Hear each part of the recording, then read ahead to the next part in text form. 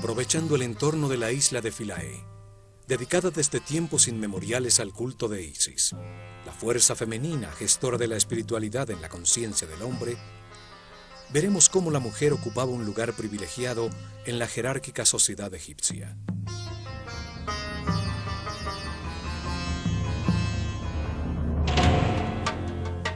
El universo egipcio estaba basado en la pareja, lo masculino y lo femenino, iguales entre sí, responsables de generar el orden en medio del caos, de hacer cada vez más perfecto el mundo, para luego mantenerlo eternamente.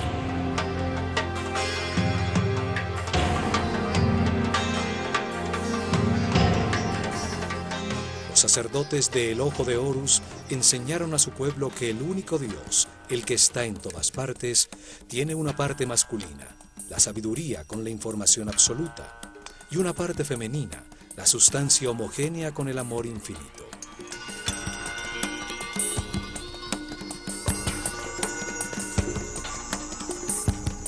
En lo más alto de su ordenado mundo divino, Atum, como llamaban al único Dios, a la sabiduría absoluta cuando aún no había manifestado el universo, ya tenía una parte femenina llamada Nun, la sustancia virginal, la materia indiferenciada y homogénea, las aguas primigenias, el amor infinito. Atum y Nun, la pareja original que se encontraba en reposo, activa su voluntad divina, terminando el equilibrio existente, y al hacerlo, se transforman en Ta y Sekhmet. El mismo único Dios, pero ahora con características distintas, pues su propia voluntad lo puso en movimiento. Ta, la parte masculina del único Dios, emite información creadora. Y Sekhmet, la parte femenina, la gesta en su sustancia de amor, manifestándose el Fiat Lux, la energía y la sustancia radiante en movimiento. Ta y Sekhmet son el fuego multiplicador de todo lo creado. Ellos gestan a otras parejas de divinidades creadoras, las fuerzas fundamentales que llamaron Néters, extensiones de la primera causa en un universo divino.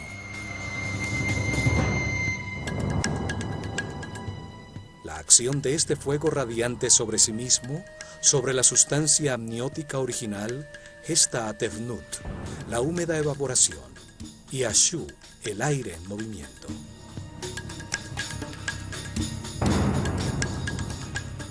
Esta pareja de divinidades, Tefnut y Shu, el vapor y el aire en movimiento, ayudan a diferenciar al espíritu original, densificándolo, haciendo que se materialice con su accionar, gestando a una nueva pareja, Heb, la tierra, y Nut, el cielo. Así se crean los mundos diferenciados en el espacio, los reinos minerales en forma de soles y planetas, sistemas solares y galaxias.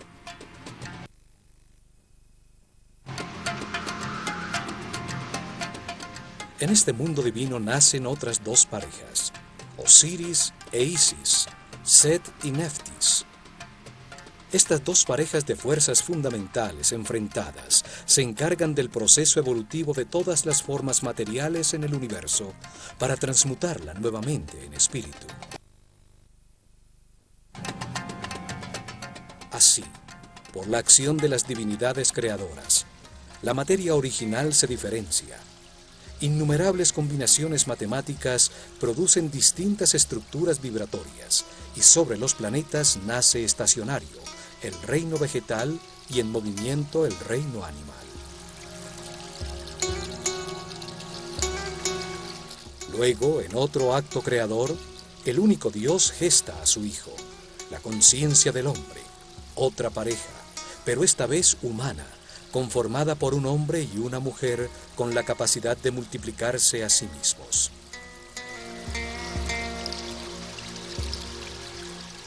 Al realizar este acto, Ta y Sekhmet, la pareja que crea al universo, se transforma en Amon y Mut, el principio masculino y femenino del único Dios cuando crea al hombre.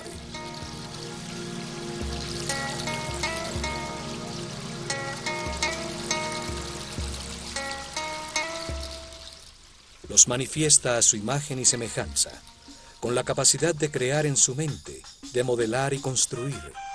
Les da el libre albedrío para que al comprender los resultados de sus decisiones se hagan sabios en un proceso evolutivo que toma muchas vidas.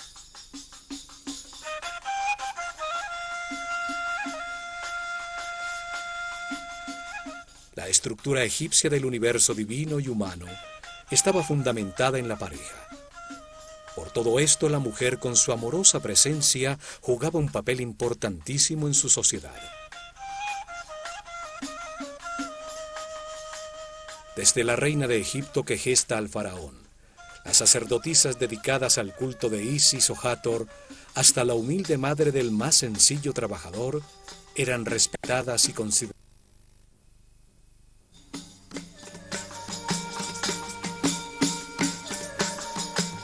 La isla de Philae estaba dedicada a Isis, la figura que como madre de Horus simbolizaba a la maternidad. En el corazón de los egipcios, el mismo lugar que hoy tiene la Virgen María.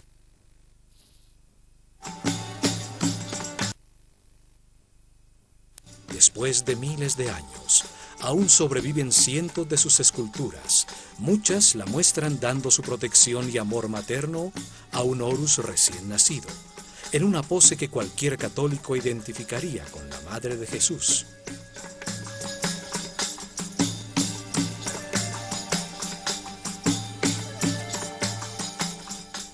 La isla albergó las iniciadas y sacerdotisas dedicadas a su culto en una sociedad igualitaria. Cientos de mujeres llamadas Hembet Neter eran encargadas del entrenamiento musical, los cantos, bailes y el toque del sistro durante los rituales en todos los templos de Egipto.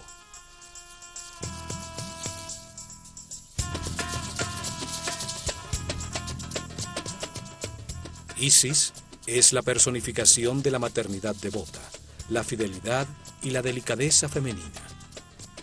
Isis suministra la sustancia, las emociones superiores, el éxtasis, la intuición que permiten con la acumulación de amor y verdad, la gestación de Horus, la conciencia inmortal y permanente.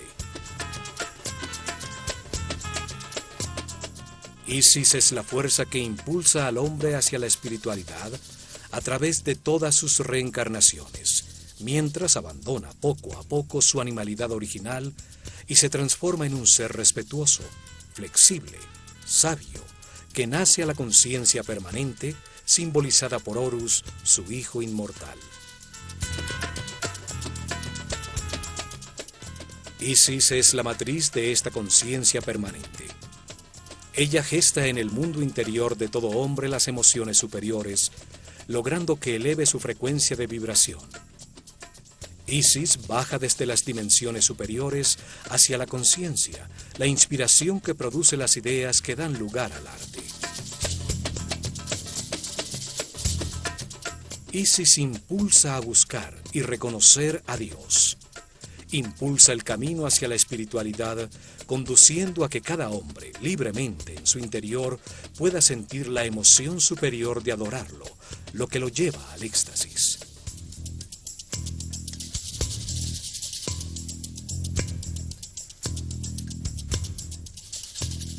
A esta fuerza maternal del universo fue dedicada la isla de Philae, una isla de granito en el centro del Nilo, situada inmediatamente después de la primera catarata, al norte de Nubia, en la frontera entre el reino egipcio y el reino cushita. Philae quiere decir isla o montículo sobre las aguas que emergió en el tiempo de Ra. Este nombre sugiere el uso sagrado de este sitio desde una remota antigüedad.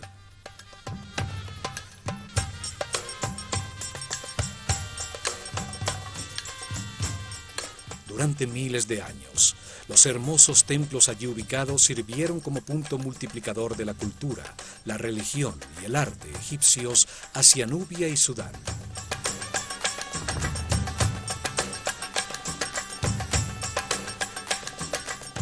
Las ruinas más antiguas se encuentran en su esquina sureste. Allí existió un pequeño templo nubio orientado hacia la estrella Canopus y dedicado a una divinidad llamada Mandulis.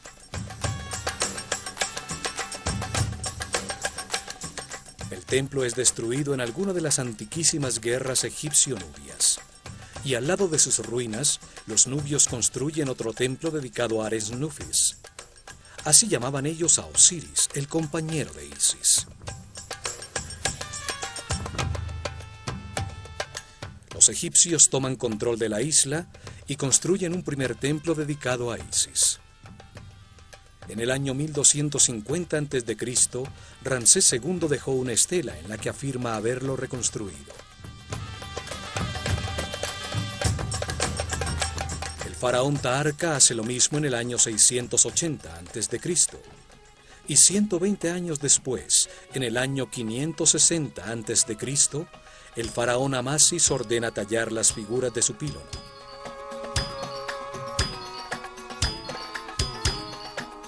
Trescientos años después, en la esquina sur, Nectanebo construye un templete. En el año 250 a.C., los faraones tolemaicos herederos de Alejandro Magno deciden reorientar 21 grados el eje del templo para enfocar nuevamente la estrella Canopus, que se había desplazado con el movimiento del sistema solar.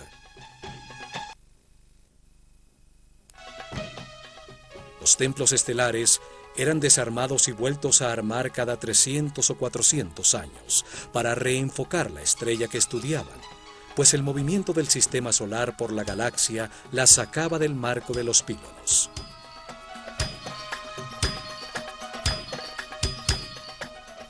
El templo debía haber sido movido en su totalidad para acomodarse al nuevo eje. Pero en estos tiempos finales, los intereses de los Ptolomeos estaban más enfocados a Grecia y Macedonia por sus rivalidades con los otros reyes helenos, entre los que Alejandro Magno dividió su imperio. Su situación en una isla hacía este trabajo aún más difícil. Por esto deciden construir un pequeño templo con un segundo pílono, que enmarcara adecuadamente la bóveda celeste sin modificar el templo original.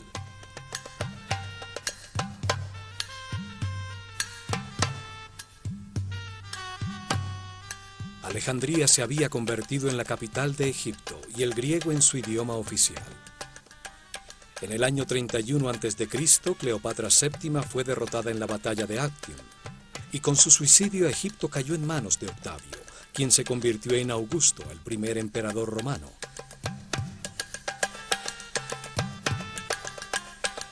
Los emperadores romanos construyeron en Philae otros templos.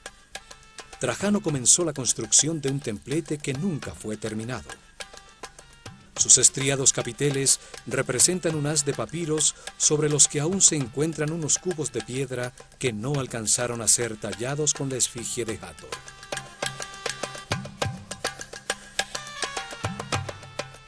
Philae fue uno de los últimos sitios en todo Egipto donde permanecieron sacerdotes dedicados al antiguo culto. Desde allí surgieron las sectas gnósticas, que más tarde con nombres como Rosacruces, Masones e Illuminatis conservarían en secreto los conocimientos egipcios. La isla, uno de los últimos bastiones del llamado paganismo egipcio, fue dedicada a San Estefan y a la Virgen María por decreto del emperador Justiniano. En el siglo XX, la isla de Philae quedó sumergida por la represa de Asuán. Con fondos de la UNESCO, el templo y las otras construcciones sobre ella fueron desarmadas pieza por pieza y reconstruidas en la isla de Agilkia, a la que se le dio la forma de la isla original.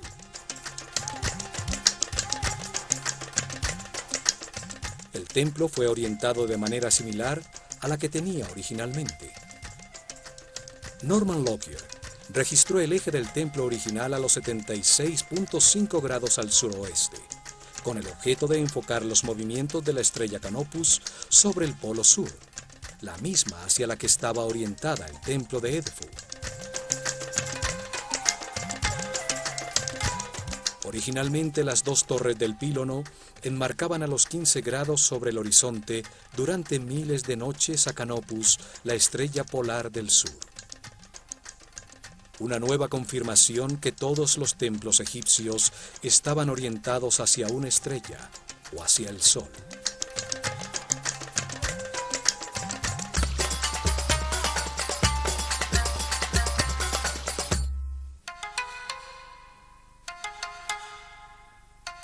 Al arribar desde el Nilo, se divisa la imponente construcción, los dos pílonos que conforman el gran patio interior y la extensa columnata que forma el patio hipóstile que termina frente al templete de Nectanebo.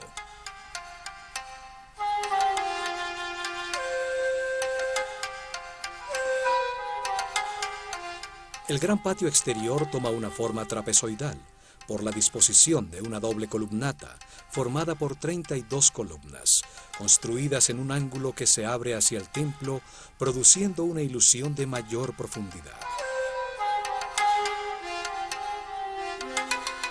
Las columnas y un larguísimo muro que tiene a distancias regulares una serie de ventanas que dan al Nilo, forman un sombreado ambulatorio. Todas las columnas son distintas, como un cañaveral de papiros. Sus capiteles floreados, otrora con vivos colores, toman distintas formas.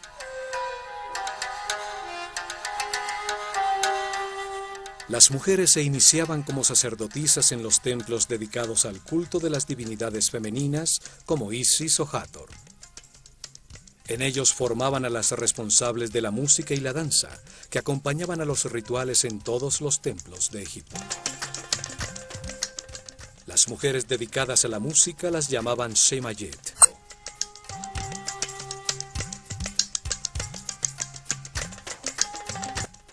Podían también servir a las divinidades masculinas e inclusive convertirse en escribas. Pero era la mujer la encargada de tocar el sistro, cuyo sonido apaciguaba a las divinidades y permitía descansar a la mente del hombre.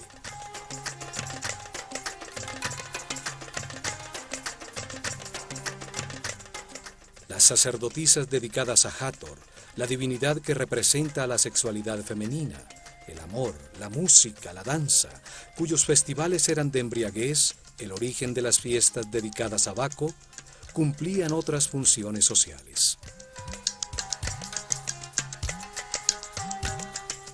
Ellas traían la fertilidad y enseñaban a los hombres que iban a contraer matrimonio las artes del amor, para que aprendieran cómo complacer a su futura esposa.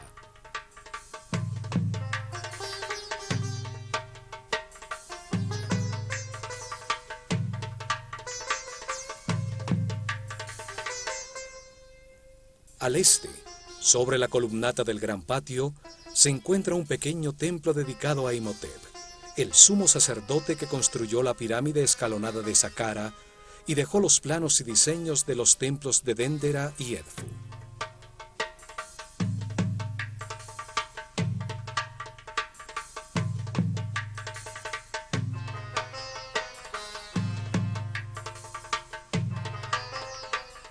En este primer pílono, como en la mayoría de los templos, aparece tallada la figura del faraón, en este caso Ptolomeo XII, que golpea con su vara de poder a los llamados 9 enemigos de Egipto.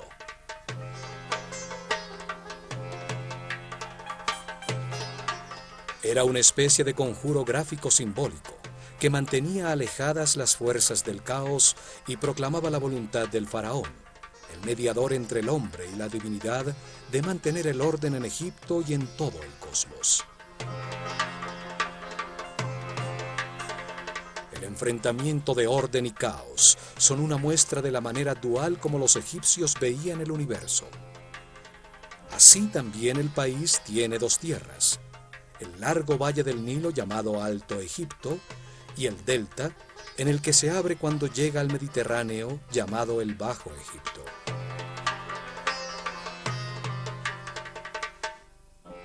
El faraón unificaba esa dualidad. Portaba dos coronas para indicar su dominio sobre esas dos tierras. Así también unía lo humano con lo divino, pues su cuerpo era considerado el molde que contenía el Ka real, un espíritu encargado de Egipto que reencarnaba de Faraón, el faraón.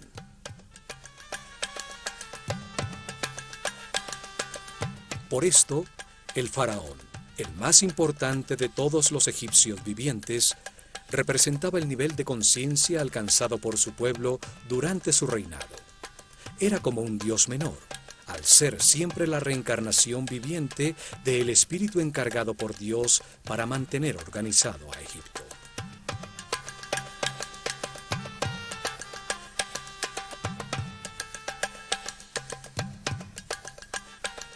El nuevo pílono tiene 2 mástiles, donde ondeaban las banderas. Sus 2 torres debieran ser simétricas, unidas por un pórtico. Sin embargo, aquí en Philae, la torre izquierda tiene una puerta que accede directamente a la capilla de los nacimientos.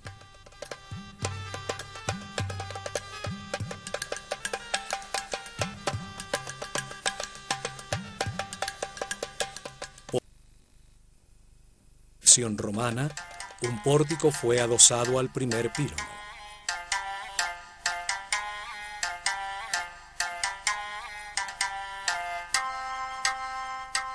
En esta capilla se celebraba el nacimiento de Dios. Su personificación en el cielo reaparecía anunciando el año nuevo, el solsticio de las divinidades y de sus hijos como Horus, la maternidad de Isis en las fechas en que Sirano y el desbordamiento del Nilo.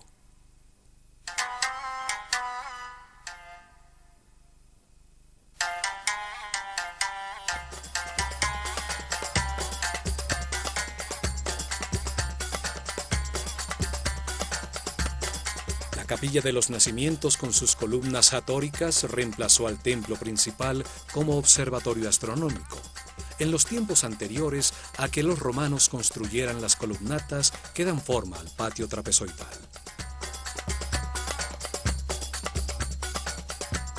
Ninguna sociedad ha dado a las mujeres el valor que le dieron los egipcios. Su sociedad era igualitaria entre hombre y mujer. Esto era debido a su concepción filosófica de Dios.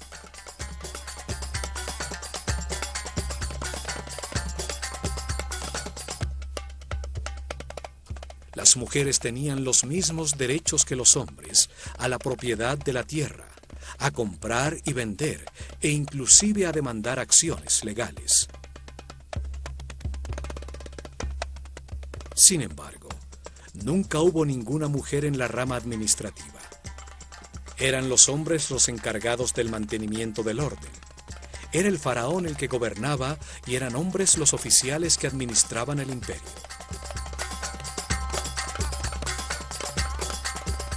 Existe una leyenda que afirma que el derecho al trono era transmitido a través de la línea femenina, que era la princesa real, la heredera legal al trono, y el hombre por ella escogido como marido, el que se convertía en el faraón reinante.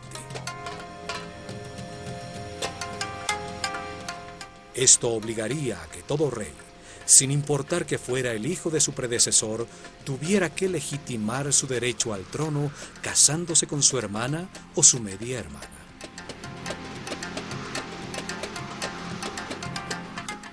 Sin embargo, no existe una línea directa de herederas que confirme esta leyenda. Se sabe que los faraones eran polígamos y que las esposas principales de Tutmosis III, Amenhotep II y III no eran de familia real.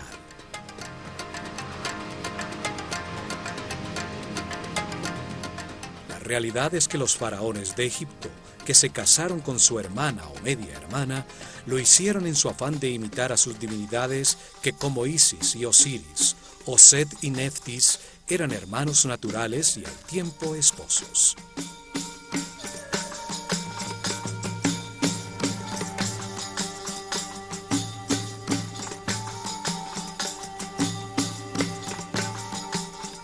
Al casarse con su hermana o con su hija, el faraón se apartaba de sus súbditos, que nunca se casaban así, y se colocaba en el nivel de las divinidades, reafirmando su derecho divino a reinar. Una mujer faraón no era una opción normal en Egipto. La faraona Hatshepsut llega al trono como regente de su hijastro Tutmosis III, hijo de su esposo y medio como hombre, y adopta el poder del faraón.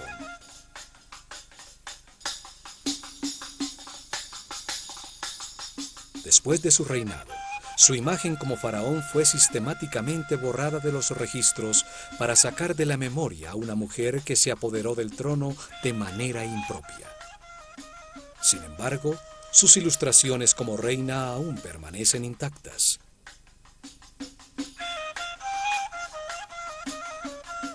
En solo 4 ocasiones de los 300 reinados, las mujeres se convirtieron por poco tiempo en faraonas de Egipto por causas extraordinarias y como último recurso de sus familias para tratar de conservar el orden.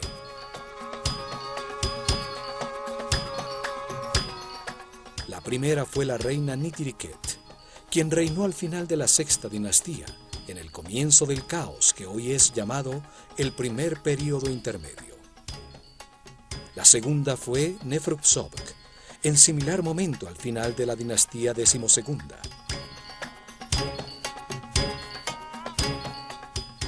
La tercera fue Tausret, quien reinó después del caos que causó Moisés con las 10 plagas, al morir hermano Tutmosis II con otra mujer. Una vez en el poder, ella se vio ahogado cruzando el Mar Rojo su esposo Seti II. Y la cuarta fue Cleopatra, al asesinar a su hermano, antes de que Egipto se convirtiera en provincia romana. Todas tenían en común que eran las reinas de Egipto por su matrimonio con el faraón, y que llegan al trono cuando éste muere en circunstancias extraordinarias.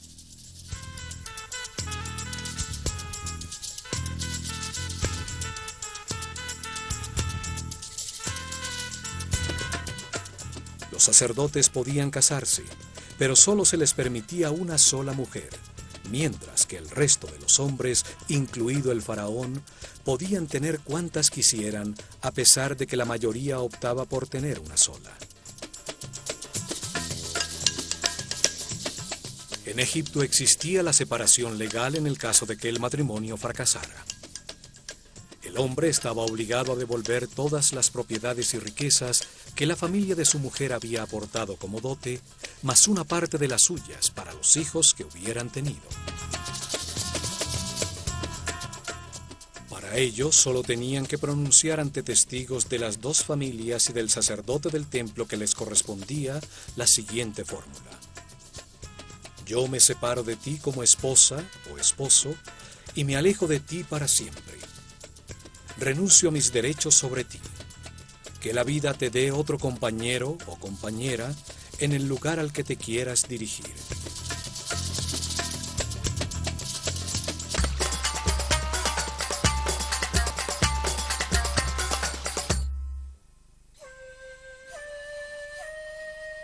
Al cruzar el nuevo pílono se llega a lo que fue el patio del peristilo, ahora conformado por la fachada original del templo, el ambulatorio derecho con sus 10 columnas, y en el lado izquierdo la nueva capilla de los nacimientos.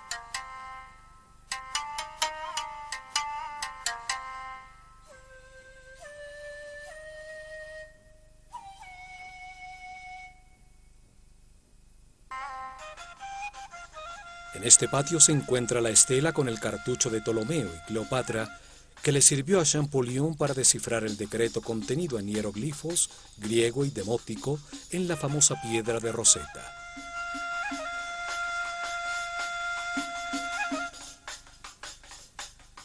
El decreto obligaba a rendir culto a la persona del faraón. Como es interesante para entender los tiempos de los Ptolomeos, cuando se restauró este, se decreta: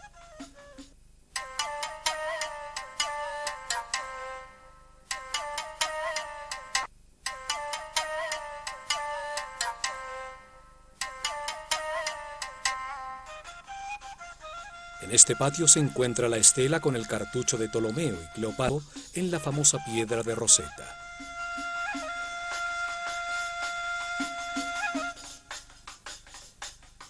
El decreto obligaba a rendir culto a la persona del faraón. Como es interesante para entender los tiempos de los Ptolomeos, cuando se restauró este templo, lo resumiremos a continuación.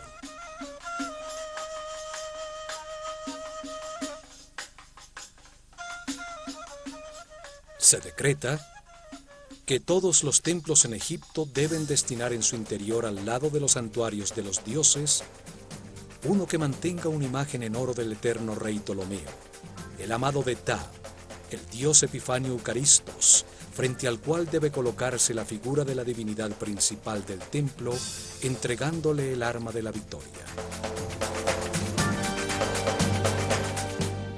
Todo debe ser manufacturado en el estilo egipcio, y los sacerdotes con todos los rituales y en las festividades egipcias cargarlo en las procesiones en igualdad con los otros dioses.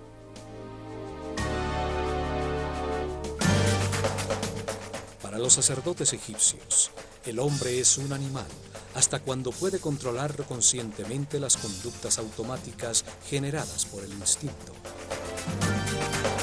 Y al hombre ignorante, generar, mantener y defender la vida.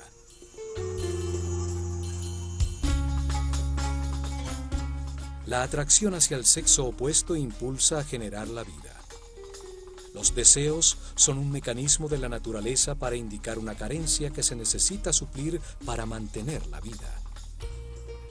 El miedo impulsa a huir o a agredir para defender la vida.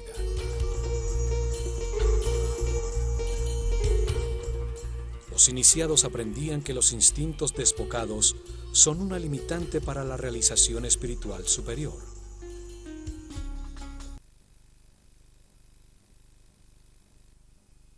Ciencia y producir el entrenamiento. Sagradas vestiduras deben prestarles adoración 3 veces por día. Realizar en su honor lo necesario para concientizar estas conductas.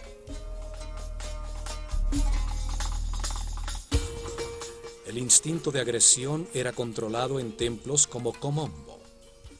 Allí se vencían los miedos a través de la comprensión que no hay nada que temer, que la muerte es solo un paso a otra vida.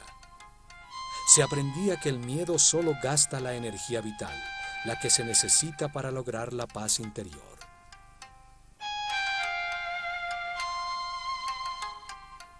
A templos como este de Philae, dedicados a divinidades femeninas, acudían los iniciados en los primeros niveles para ser guiados por las sacerdotisas del templo, para concientizar los deseos generados por su instinto de atracción.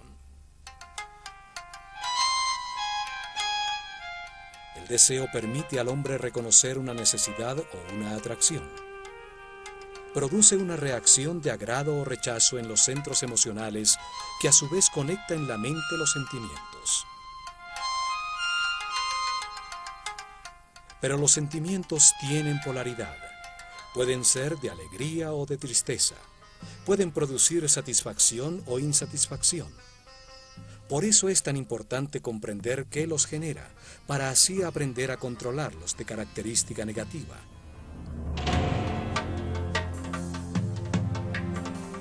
Los sentimientos negativos generan apatía, agotan la energía vital y esclavizan al hombre en las bajas frecuencias de vibración.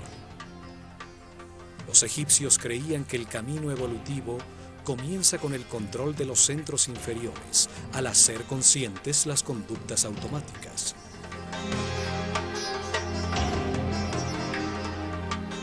La manera egipcia para trascender las emociones, la lascivia y los deseos sexuales era reconociéndolos y experimentándolos. Un ser inexperto e inocente es fácilmente descontrolable, es vulnerable a las circunstancias que desconoce y puede caer fácilmente en la depresión. Por eso, la primera parte del entrenamiento de los sacerdotes, hombres y mujeres, impulsaba a reconocer sus deseos. Así aprendían que al activar a través del amor y la comprensión los centros inferiores y los sentimientos, el resultado para la mente es siempre de paz, armonía y felicidad. El templo era considerado por los sacerdotes como un modelo del mundo en el momento inicial de la creación. En ese momento Dios manifestó el universo, emergiendo un montículo de tierra de las aguas del caos. de manera similar a lo que sucedía cuando las aguas desbordadas del Nilo se replegaban todos los años, permitiendo que el Dios creador apareciera, trayendo nueva vida al país. El acceso a través de una escalinata hace que el santuario se convierta en el montículo de la creación, donde Isis, la deidad de este templo, se manifestaba dentro de la estatua que la personificaba.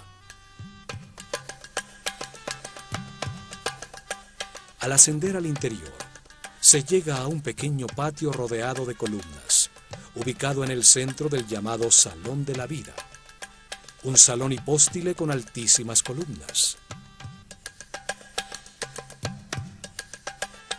El salón hipóstile frente a los espacios interiores del templo representa el pantano en el montículo original de la creación, donde crecen las plantas y papiros simbolizados por las columnas del templo.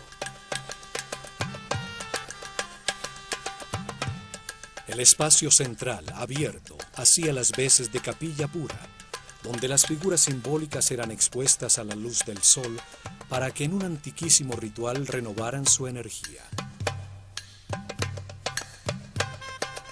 Aquí se celebraba la bondad del sol por crear y sostener el mundo, para renovar de energía las fuerzas creadoras, las que impulsan en la conciencia del hombre el proceso evolutivo que retornará la materia de vuelta a Dios.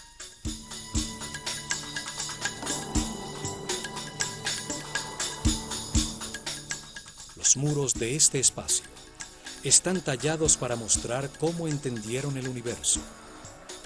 También aquí vemos otras tallas de numerosas cruces cópticas, las marcas de la nueva filosofía, la que llegó a Egipto cuando Philae se convirtió en una iglesia católica. Una nueva manera de ver el mundo, que no solo le quitó el sentido a la visión tradicional egipcia, sino que la consideró aberrante y primitiva.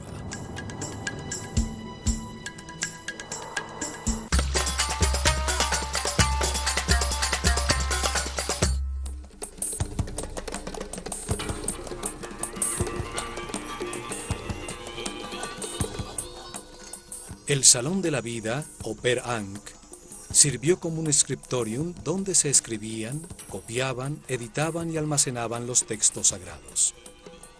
Allí se realizaban en papiros las ilustraciones maestras que debían tallarse en los muros del templo.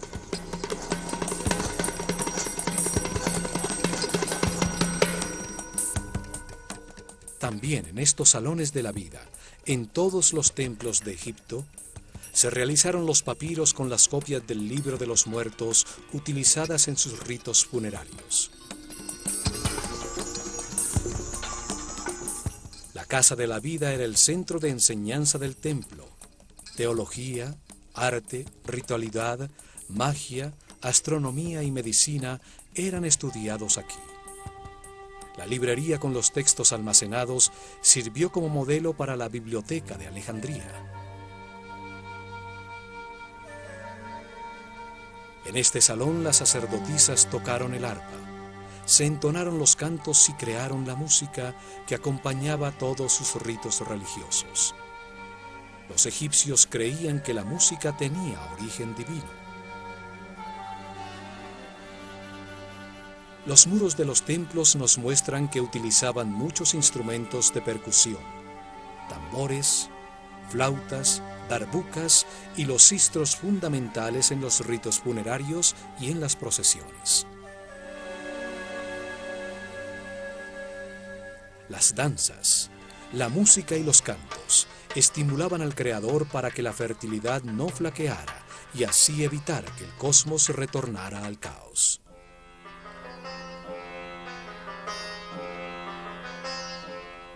Las sacerdotisas también se encargaban de cuidar a los enfermos que llegaban a los sanatorios del templo en busca de la ayuda y del conocimiento de los sacerdotes. La música era utilizada como instrumento de sanación espiritual y material. Al danzar se adoraba a Dios, la fuerza del amor, la felicidad, el baile y la música. Y las notas musicales eran utilizadas como medida entre la Tierra y los planetas. No es hipóstile, con el tradicional salón comunicado lateralmente con el exterior para recibir las ofrendas del pueblo. Sus muros contienen escenas que, como en todos los templos de Egipto, no tienen ningún fondo.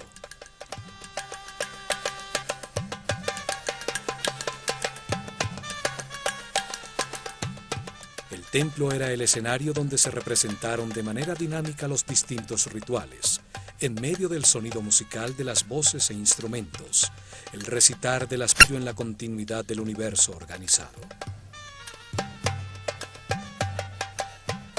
Liturgias diarias y una serie de festivales cíclicos donde las figuras simbólicas recreaban los mitos de los que formaban parte en rituales a través del espacio sagrado del templo.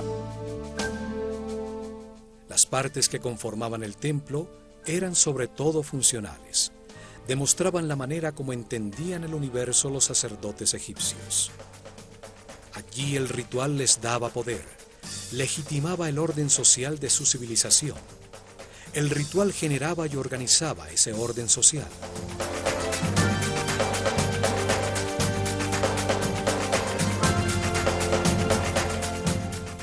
Luego se llegaba a la cámara de las ofrendas. En su lado izquierdo estaba el salón de la barca de oro, utilizada para portar la imagen sagrada en las procesiones y festivales.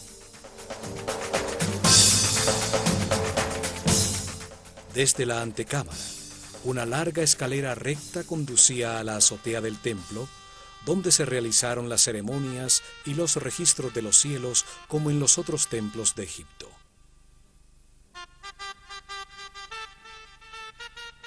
Tallado en los muros de estas antecámaras se encuentra el faraón Ptolomeo V realizando ofrendas a Isis.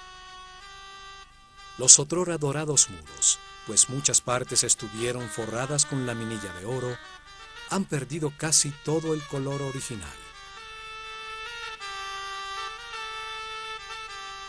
En el punto focal del templo se encontraba el santuario de Isis, que albergaba en su interior un altar de granito con la imagen en oro de la divinidad. Era la estatua de culto que, portada dentro de una barca de oro, salía en las procesiones y rituales.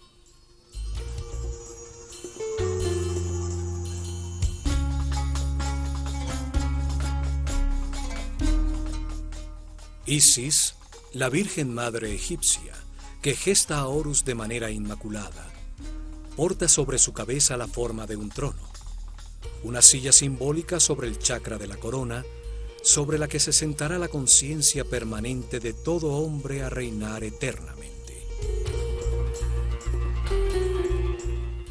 Isis es la traducción griega del nombre egipcio Aset, que significa trono de la conciencia.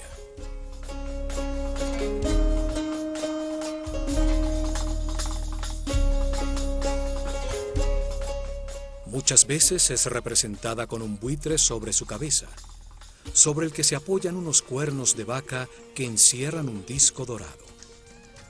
El buitre vuela dedicado por entero a sus crías, transforma en su interior las sustancias en descomposición, convirtiéndolas en alimento, en nueva vida.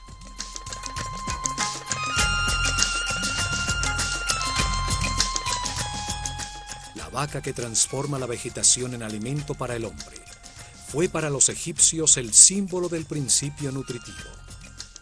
Sus cuernos tienen la forma de la luna en creciente. La madre de los ciclos encierran el disco solar, la fuente de la vida, la luz de la conciencia.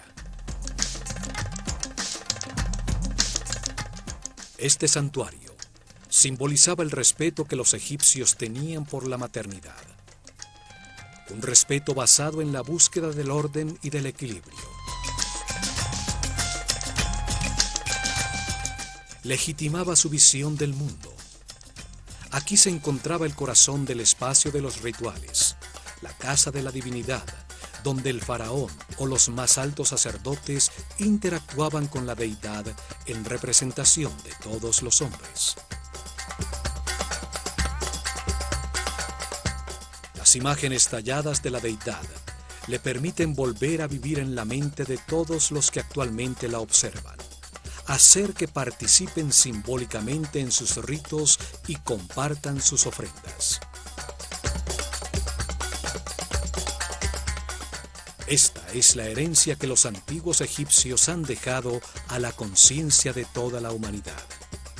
La visión de un universo dual, un sitio donde experimentar los contrastes polares para comprender la neutralidad.